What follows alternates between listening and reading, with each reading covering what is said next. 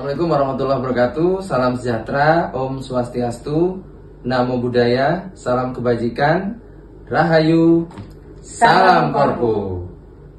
Selamat pagi, siang, sore, malam dimanapun teman-teman berada. Kali ini kita akan bertemu lagi di edisi podcast Sempu atau Sempu Podcast bersama saya Tantowi Johari, dan kali ini spesial karena kita akan bicara tentang Hadeging Yogyakarta. Nah, di sini sudah ada narasumber yang akan kita ajak sharing terkait dengan tema kita. Yang pertama adalah Ibu Erni, Kepala Badan Diklat DIY. Selamat pagi, Ibu Erni. Siang, sore, dan Siang, malam sore, dan ya. malam ya, tepatnya ya. Sehat ya, Bu? Pangestanipun Nah, sehat. cerah dan luar biasa hari ini ya. Siap. Kemudian berikutnya ada Ibu Wuryani. Beliau adalah Bidai Suara di Badan Diklat DIY. Selamat pagi dan seterusnya, Bu. Selamat pagi, Selamat pagi. siang, selamat malam untuk semua pemirsa. Sehat ya, Bu? Mas Owi, alhamdulillah. Matching sekali nih Bu Erni dengan Harus Bu dong. Wuryani, harus dong. Ya, Dan juga matching ini dengan Mbak Nisa ya. Mbak Iya, Nisa. Mbak Nisa adalah ASN di Badan Diklat DIY. Sehat Mbak Nisa? alhamdulillah sehat. Kalau Mbak Nisa kayaknya matchingnya sama saya ini Bu, kayaknya agak garis-garis Makanya gitu ya. sengaja duduknya di Iya, pas-pas tapi ini. dengan Bu Erni juga ada garis-garisnya. Saya yang Iya. agak beda sendiri. Agak beda sendiri ya. Baik, terkait dengan Hadeging Yogyakarta, Ibu, mungkin saya mulai bertanya kepada Ibu Erni dulu. Kira-kira bisa mohon pencerahannya, bisa dijelaskan terkait dengan apa sih sebenarnya Hadeging Yogyakarta itu? Saya persilakan. Baik, Mas Owi. Jadi buat teman-teman yang memang belum ada di Jogja dan mau akan di Jogja, biar mengenal tentang Kejogjakartaan, kami akan cerita sedikit tentang Hadeging Yogyakarta ya, Hadeging Yogyakarta Hadiningrat. Jadi dalam rangka kita akan memperingati Hari Jadi DIY, kita akan berbicara sedikit berawal dari penunjukan orang-orang kepercayaan Sultan Habib pertama untuk menjadi birokrasi pemerintahan Kesultanan pada tanggal 13 Maret tahun 1755, sehingga pada tahun itu, pada bulan itu, pada tanggal itu merupakan tonggak sejarah lahirnya Keraton Ngayogyakarta Hadiningrat.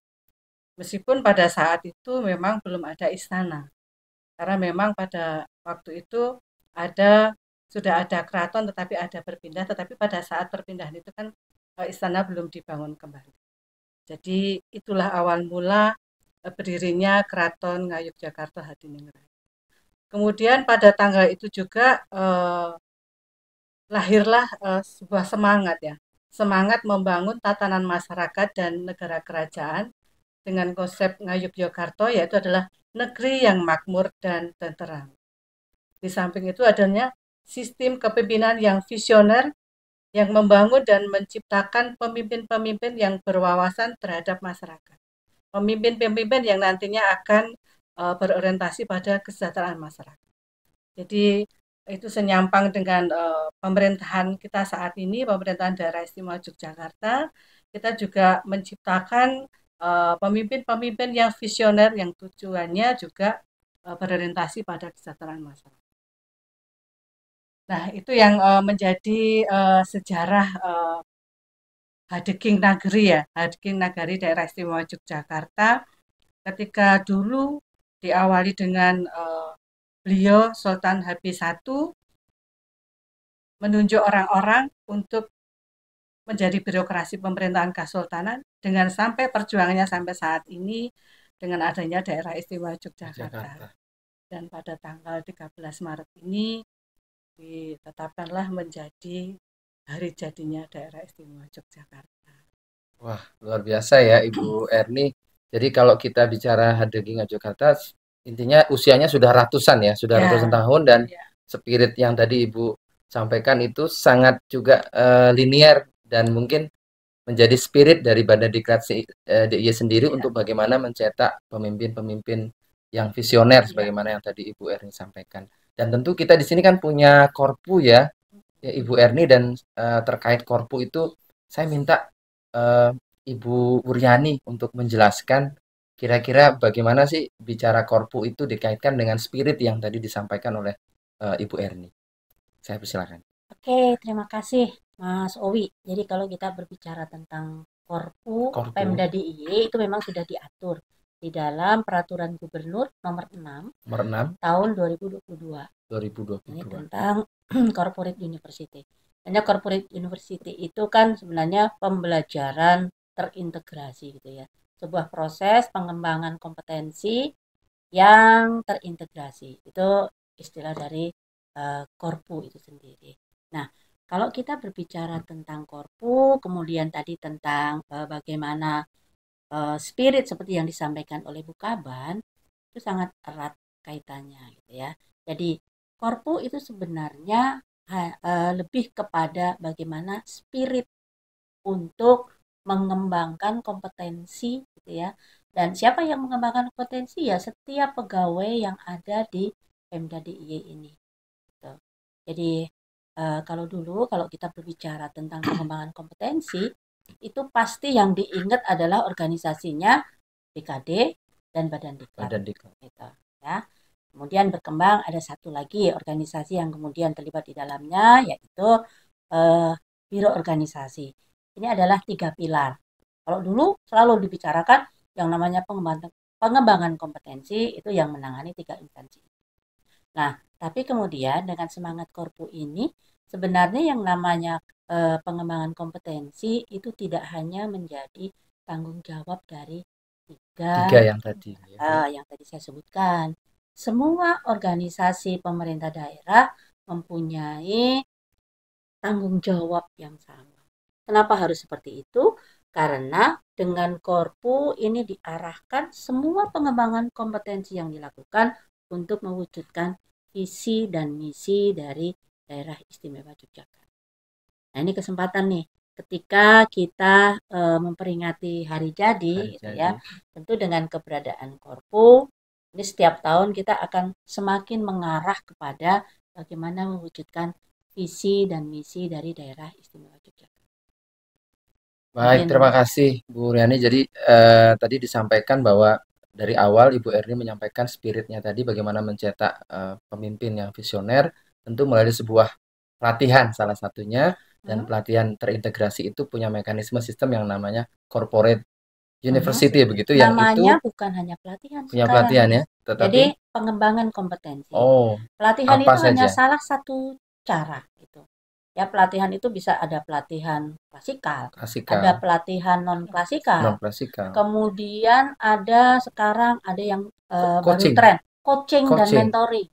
Bahkan kemudian ada misalnya magang. Gitu.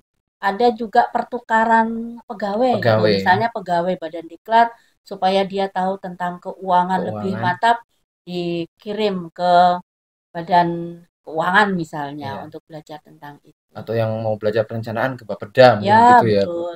Artinya berarti pengembangan kompetensi kita sekarang lebih kompleks ya dengan adanya Korpu, dan yang punya tanda kutip tanggung jawab adalah seluruh yang perangkat daerah yang ada di Pemda DIY. Hanya Bandiklat itu sebagai sekretariat dari Korpu gitu. Jadi dialah yang bisa dikatakan mengkoordinir gitu.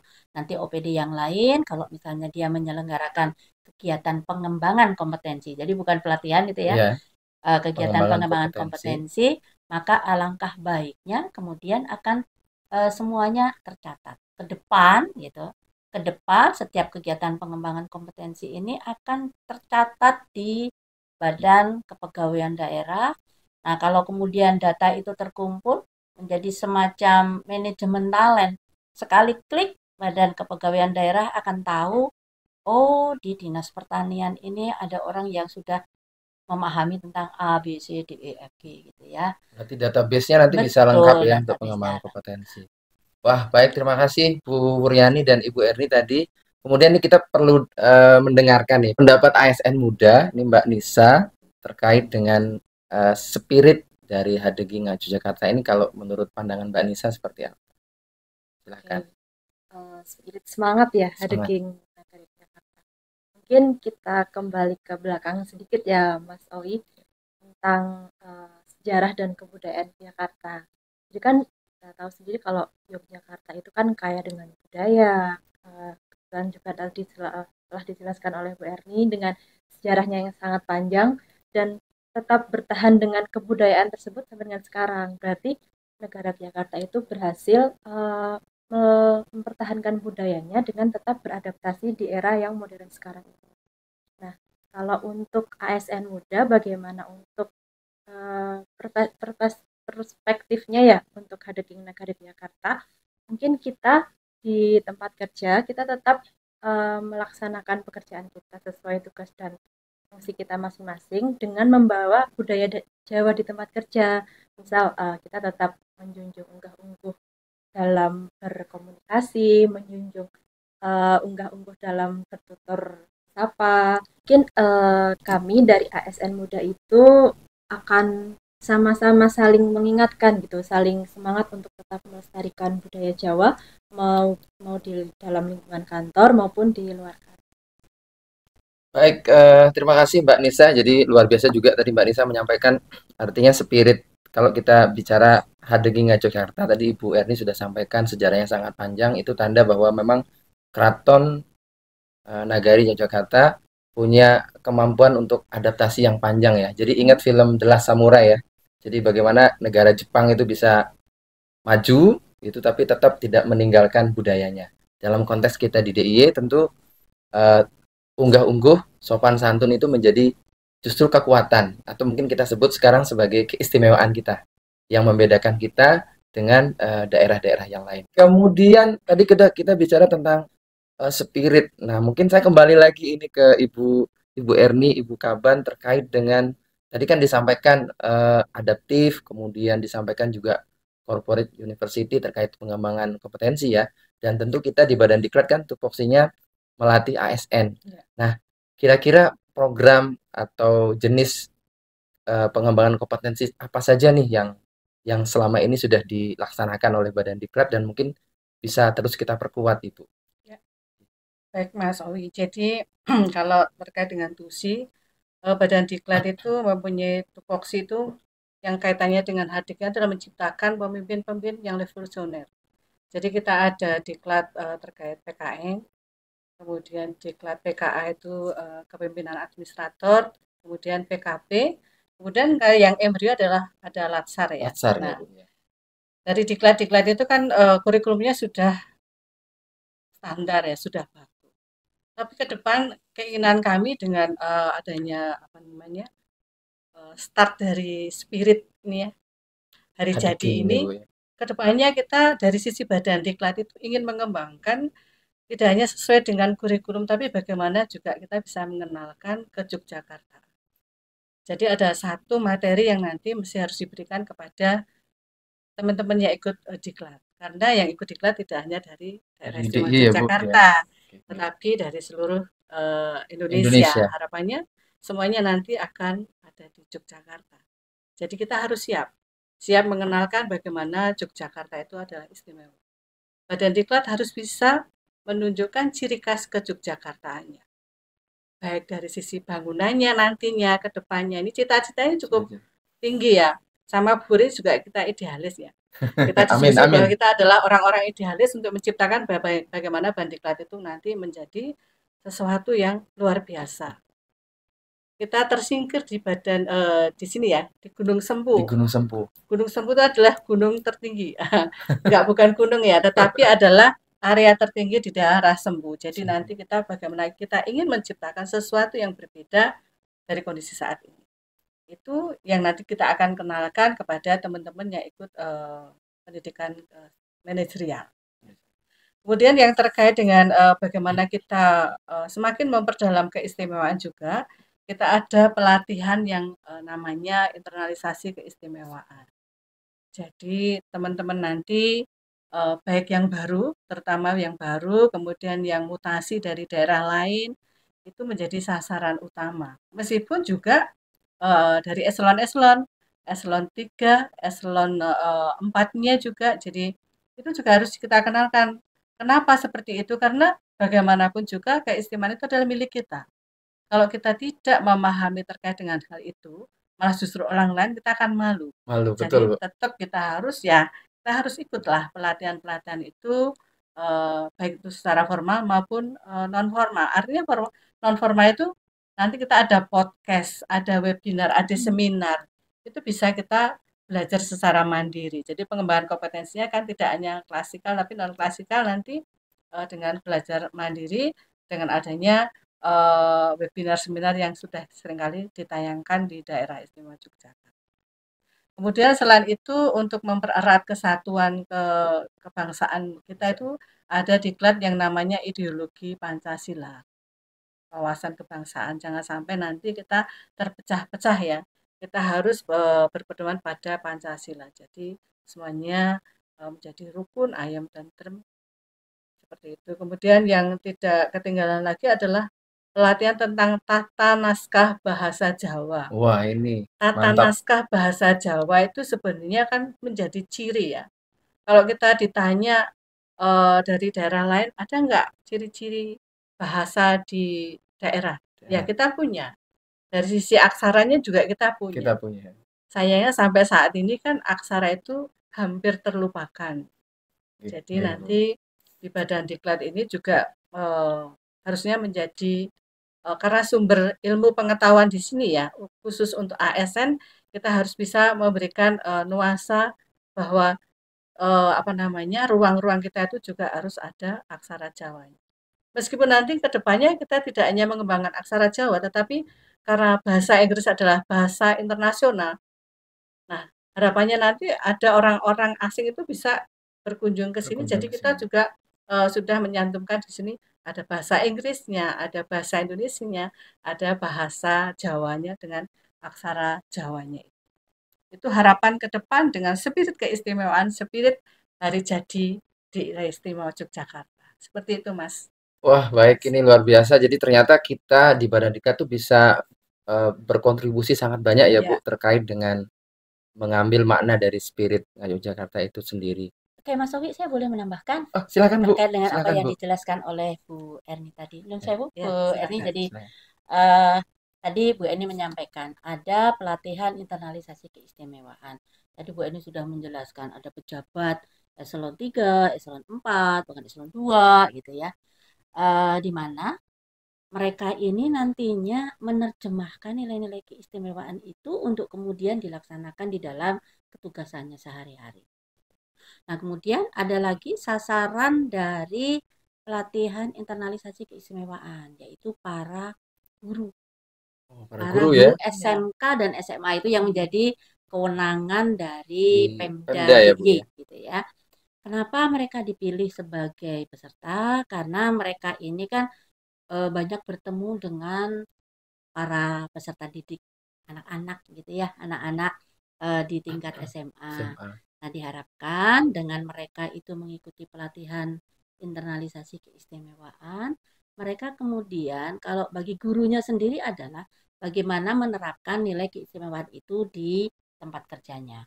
Tapi senyampang dengan itu, maka mereka akan memperkenalkan nilai-nilai keistimewaan itu kepada para peserta didik tadi. Gitu.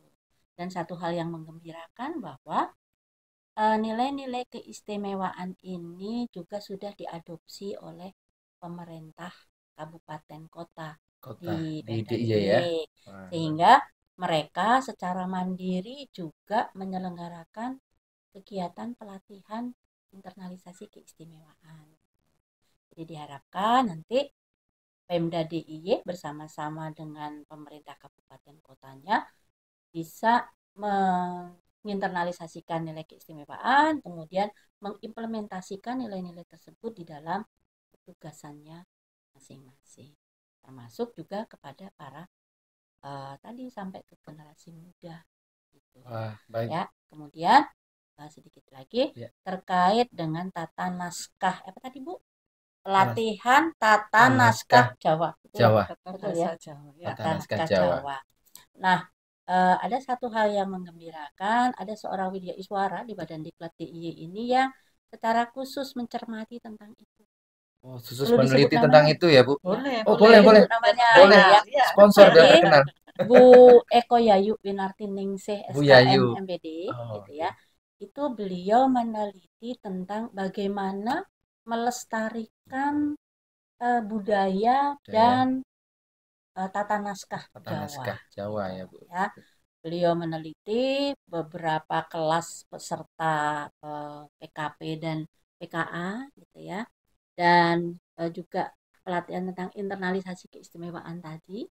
Mereka didorong untuk tertarik menggunakan itu, menggunakan aksara Jawa maksud Jadi saya. memasyarakatkan itu ya, tulisan Betul. Jawa ya Bu ya.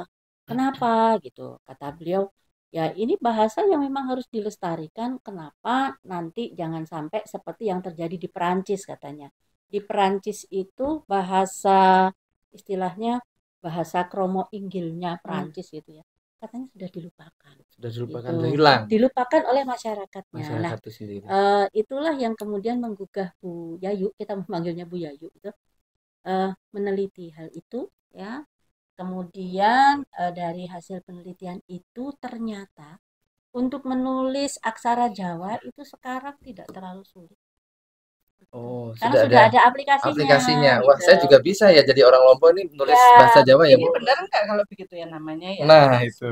Karena tuh Ya. besok Dicek ya Besok Bu. harus dicek itu, ya. Bu. Nama Ya. aplikasinya apa ya Bu? Mana Aduh, cara Kalau kaya? nggak salah salin saja ya Bu ya. Salin saja ya. Salin saja apa? Salin aja. Ya, dinas Ya, Dinas Kebudayaan. Kebudayaan ya. Nah, Wah, luar biasa. kenapa hal itu jadi penggunaan aksara Jawa yang menggunakan aplikasi itu juga perlu didorong karena supaya nantinya semakin banyak orang yang menggunakan aksara Jawa, maka aksara Jawa itu bisa kemudian mendapatkan apa namanya Unicode. Ya, Unicode di Unicode Google di ya. Google. Google ya. Jadi nanti aksaranya bisa terkenal seperti aksara Thailand, itu kan sudah ada Arab gitu ya. Kemudian mana lagi ya? Korea. Korea, Jepang, Jepang, itu kan Cina. karena banyak yang menggunakan. Menggunakan. Jadi dengan penelitian itu diharapkan semakin banyaklah orang yang kemudian menggunakan aksara Jawa. Dan untuk kita para ASN diberi kemudahan. Meskipun tentu lebih cantik kalau menulis tangan itu Iya. ya, tetapi itu sebuah kemudahan. Tapi kalau saya Ya, pakai aplikasinya Bu kayaknya karena Ya. terus tangan nggak bisa ya. karena banyak orang tidak mau belajar menulis Jawa karena Iya. repot. Karena repot ya. Tapi dengan aplikasi itu semuanya terselesaikan dengan baik. Dan ke depan gitu ya, ke depan rekomendasi dari hasil penelitian itu memang Pemda DIY perlu mengatur lebih lanjut lagi tentang penggunaan bahasa Jawa ini bagi para peserta pelatihan gitu, terutama yang pesertanya orang Pemda DIY. Biar lebih istimewa gitu ya Bu ya. Jadi tidak hanya istimewa pemerintah daerahnya tetapi juga ASN-nya istimewa gitu ya. Ya, Dan tadi ya, luar waktu biasa itu kan judulnya. judulnya Jadi ya. waktu itu oleh Bu Yayu diminta para peserta diklat itu menuliskan judul. Jadi Atau namanya judul sendiri gitu ya. judul Bu, Oh, judul kertas kerjanya itu ditulis Pakai- bahasa Indonesia, Oh, kemudian di bawahnya ada dengan aksara. aksara Jawanya. Wah, ini menarik ya. Jadi ini benar-benar khas ya. Jadi tadi Ibu Wuryani kemudian tadi diawali oleh Ibu Erni menyampaikan bahwa memang ternyata Badan Diklat itu kita punya kontribusi yang cukup besar sebenarnya terkait dengan bagaimana mengembangkan ASN untuk tadi visioner, kemudian mencintai budaya, kemudian juga salah satu yang tadi spesifik kita bicara tentang internalisasi nilai keistimewaan secara umum, kemudian bicara bagaimana kita menjadi perekat dan pemersatu bangsa ya, ideologi Pancasila dan seterusnya karena bagaimanapun juga Indonesia ini berdiri juga salah satunya dari Yogyakarta, gitu. Kemudian tadi yang terakhir kita berbicara tentang aksara Jawa, berbicara juga mungkin tentang bahasa Jawa. Mungkin tidak usah jauh-jauh ke Perancis, Bu.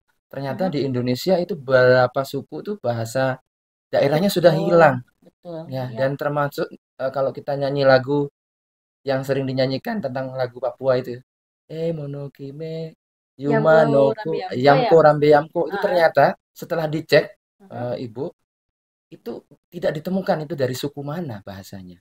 Jadi itu menurut saya keperhatian kita bersama. Anonim ya jadi. Ya, jadi tidak suku-suku di Papua itu tidak tahu itu bahasa daerah yang mana. Itu ada beberapa penelitian. Nah, itu menjadi keprihatinan kita semua dan harapan kita bicara DIY, bicara Pemda DIY semoga bahasa Jawa ini lestari dan Yogyakarta itu menjadi garda terdepan dalam konteks bicara value nilai-nilai keistimewaan. Dan tentu kita akan close statement ya.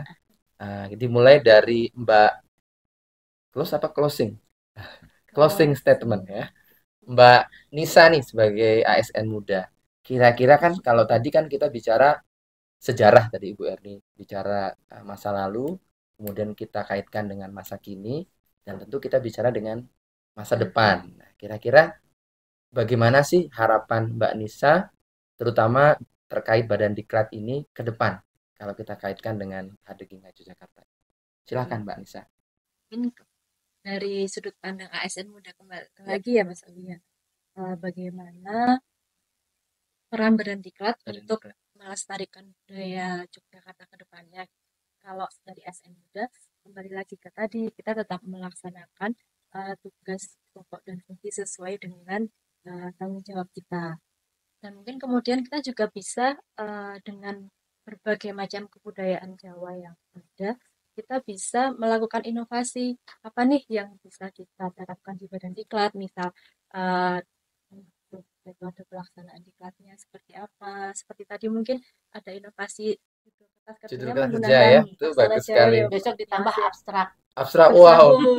Besok Bisa, abstraknya bisa. juga harus ditulis dalam bahasa Jawa. Bahasa Iya. Jawa ya, mantap. Mungkin nanti juga judul laporannya bisa menggunakan bahasa krama ya Bu Bahasa ya. kromo Jadi ya. multi apa ya, bukan multi tafsir tapi Multi language. multi language. Multi Ya, language benar. Plus ya. bahasa Inggris kalau tadi Bu Erni ngendiko. Oh ya, bahasa Inggris ya, betul. Jadi Dan tiga ya, bahasa. kemudian mungkin kalau lebih secara luasnya lagi, kami ASN Muda mungkin bisa ikut serta melestarikan budaya Jawa khususnya di Jakarta dengan konten ya Mas ya. Karena Oh, betul. iya, karena akhir-akhir ini kan masyarakat lebih mudah untuk mengenal info-info dari luar itu dengan menonton konten. Nah, mungkin ASN Muda kita bisa beramai-ramai untuk membuat konten tentang kebudayaan di Jakarta, tentang berbagai macam pertunjukan, seni, kemudian sejarah. Misal kita kunjungan ke Museum Seno Budaya, sekarang kan sudah sangat Modern. estetik ya, modern. Jadi Estetik ya. sangat menarik perhatian pengunjung. Jadi bagaimana kita menginfokan kepada dunia luar tentang budaya Jakarta itu sekarang.